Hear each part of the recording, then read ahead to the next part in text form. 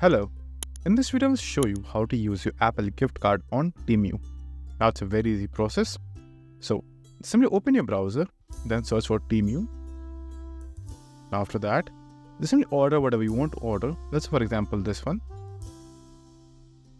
Now, just simply complete the transaction.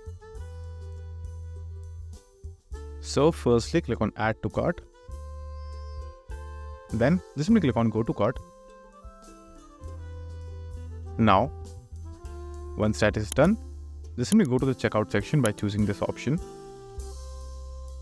Then just simply complete the checkout process after adding something else. Then after that, just simply click on submit order. And now right over here, you will have multiple options. As you can see, you'll have all the cards, PayPal, Cash App, Venmo, Google Pay, and many other, as you can see right over here. So what you have to do is you have to add your card details right over here. Then after that, the funds will be deducted from the grand total over here. And after that, just simply complete the payment process using any one of the method right over here. I'm using any of just simply complete payment. By using that method. So that's it.